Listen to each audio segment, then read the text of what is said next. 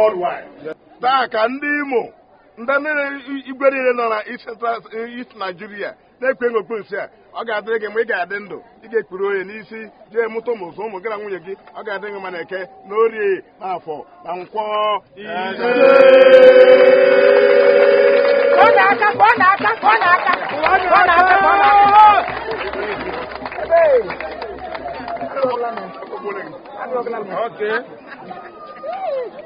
Okay, n'otu aka ahụ dịka nke a mere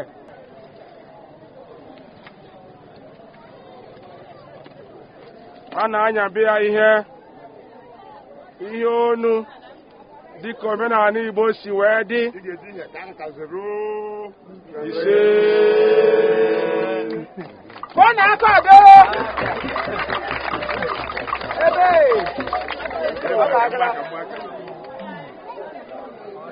n'otu aka ahụ ka a ga-ewere mgbaaka wee gbanye ya ka a na-agba onye na ihe a n'aka gị ị ga-eji achụpụ ihe ọjọọ ihe ọma na gị nabata ya ezinụlọ nna gị na nne gị na nwe nwanyị gị gara nwunye nwa ga-ebi na ndụ ogologo na Eke Orie na Afọ na Nkwọ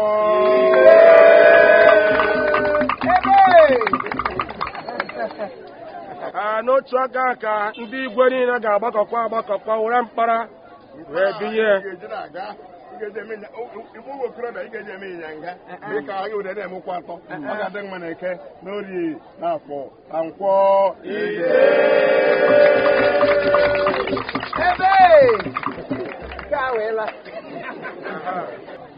n'otu aka ka Ugwueze lọọlụ Igwe ga-ejikwa aka wee chie lọọlụ Imo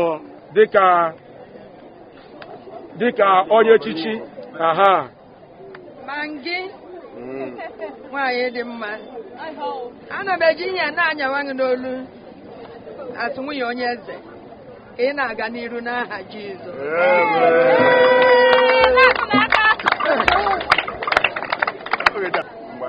N'otu aka ka lọọlụ Igwe ga-ewerekwa ihe nye lọọlụ Chief Imo. Ma gị onye ọma ana m agbaga gị ọla aka nke ị ga-eji na-achụfu ihe ọjọọ ihe ọjọọ bịara ji nwa iwuri eruru ego ya n'oke ọhịa gbapụ n'aha Jizọs. N'otu aka ka a ga-ewerekwa ọdụ enyi wee nye lọọlọ Chief Imo ewu lọọlọ ma gị Chief Imo. Lọọlọ ejile m ọdụ enyi bịa ọ dị ehi a ka ị ga-eji na-efepụ ihe ọjọọ ndị amụsụ bịa na ifepụ ga ha ị gịnịkwa akpa ike ị ga-eji nwayọọ n'ihe dị gị asị ị na-eme nganga mbụ opompo ị na-eriri ahịa ị gaghị eri ahụ nri ahịa n'ihi na ime olologo ị ga-eji na-efepụ ihe ọjọọ ajọ onye bịa na iwuru efepụ ya ajọ mmadụ bịa na iwuru efepụ ya amụsụ bịa na iwuru efepụ ya ezinụlọ dị na-ajụ oyi n'aha Jizọs.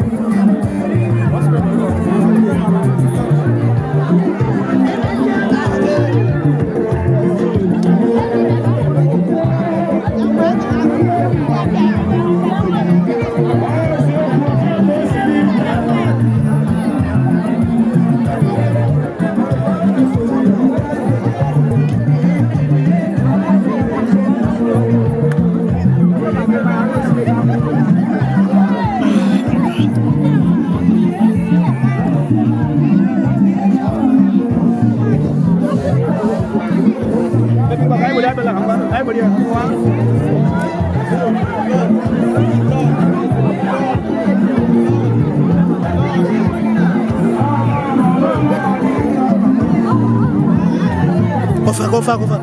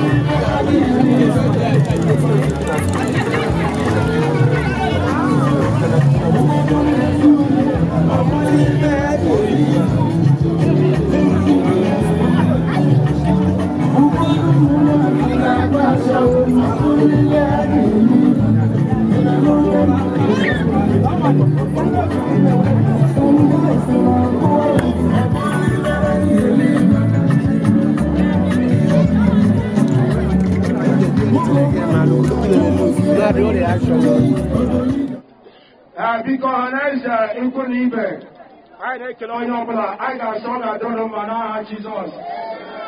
Taa ka echi nwanne anyị nwoke na oriakụ ya Chief Imo Worldwide. Onye Chief Imo Worldwide. Onye Chief Imo Worldwide. Chineke aka.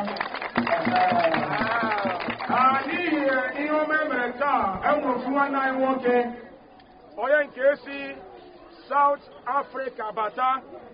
Ọ sị ihe mere taa dị ya mma na o nwere ezigbo oche onyinye ọ chọrọ inye Chief Imo n'ala ọla ya. Biko ka anyị nabata ezigbote nwanne anyị nwoke ọkwa nwa afọ obodo a Emeka na South Africa Emi South. Biko ka ọ na-aka mgbe ọ na-abịa. Emi South Oriego na South Africa. You're welcome, sir. There's a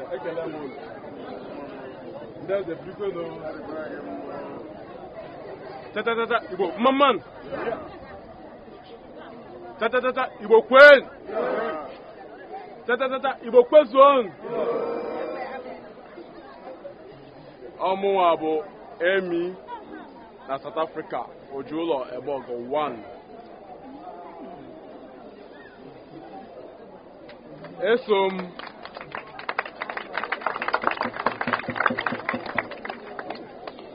Esom na ihe ofu onye ihe ndị Imo na-eme na ama mma na atọ ụtọ na South Africa gbasara ndị Igbo. So anụrụ m si today na ọ na-eme mmemme ichi echichi ibunye ya okpu chief n'isi ya nke ndị chief ndị eze si na ala Igbo niile gbara gburugburu were bịa were kpunye ya tata. Nsị ka m wee nata kada m nwere ezigbote ihe ọma m kwadoro ya. Nsị ka m were tụọ ya ugo were tinye n'okpu eze a nke ekpunyere ya. M na-ewere ofu ụlọ n'ime ụlọ niile m nụrụ n'Umudibi Ekwe village ebe a were na-enye ya na-atụkwasịrị ya n'okpu eze.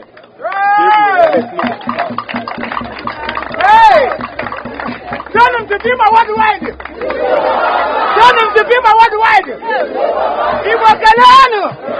Igbo Mano. Igbo Zano.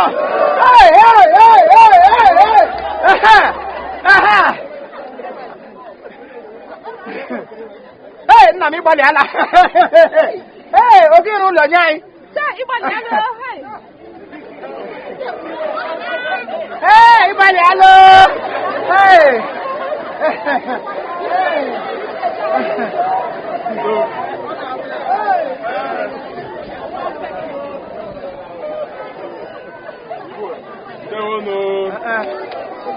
Kwanaka.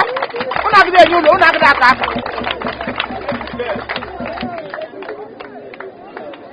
Nyedule, kwanaka. Biko. Iga kachara kwanya go. Onye wala sebo so mwipre. Get back land. Isa imere ni ele ne medi. O kelere ye. Ekele ke kele. Ko yo hu braga butika. Aba onye gu Jesus. Onye gu ndo. Na onye sheshi. Go shut up my mouth or say so. I won't nam shut up your mouth. Akwe hu iga ho go transformer. Iga ala dike. Amo jeju. Iwo mama no.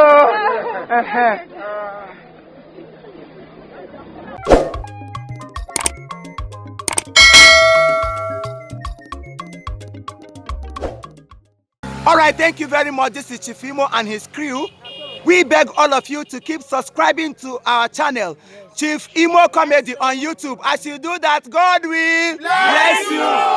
God will bless you. Hip, hip, hip.